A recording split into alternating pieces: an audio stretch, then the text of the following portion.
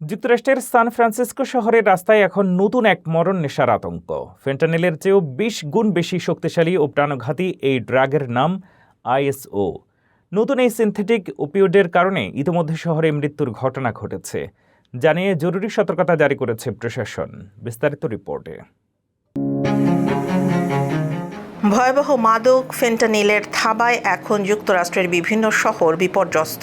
ঠিক তখনই সান ফ্রান্সিসকোর রাস্তায় হাজির হয়েছে আরও এক নতুন ঘাতক। চিকিৎসা বিজ্ঞানের ভাষায় এর নাম আইসোটোনিটাজিন, যা এখন মাদক সেবীদের কাছে আইএসও নামে পরিচিত। সম্প্রতি সান ফ্রান্সিসকোর টেন্ডারলাইন এলাকায় এই মাদক সেবনের একটি ভয়াবহ ভিডিও সামাজিক যোগাযোগ মাধ্যমে ভাইরাল হয়েছে। ভিডিওতে দেখা যায় মাদকটির প্রভাবে ব্যবহারকারীরা রাস্তায় লাশের মতো নিথর হয়ে পড়ে আছেন, কেউ কেউ অদ্ভুতভাবে ঝুঁকে দাঁড়িয়ে আছেন। স্বাস্থ্য কর্মকর্তাদের মতে এই ড্রাগটি এতটাই মারাত্মক যে মাত্র একটি পিল বা বড়ি যে কোনো মানুষের মৃত্যুর জন্য যথেষ্ট।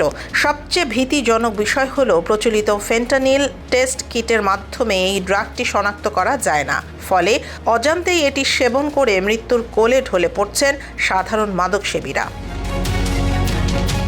যুক্তরাষ্ট্রের ড্রাগ এনফোর্সমেন্ট অ্যাডমিনিস্ট্রেশন DEA জানিয়েছে 2019 সালে প্রথম চিহ্নিত হওয়া এই ড্রাগের কোনো চিকিৎসাগত বা শিল্প ব্যবহার নেই। এমনকি ওভারডোজ হলে জীবন রক্ষাকারী ওষুধ নালকজোন বা নারকান দিয়েও রোগীকে বাঁচানো কঠিন হয়ে পড়ে। ফেন্টানিলের পর এই নতুন ড্রাগের বিস্তার ক্যালিফোর্নিয়ার শহরগুলোর জনস্বাস্থ্যকে এক চরম সংকটের মুখে দাঁড় করিয়ে দিয়েছে।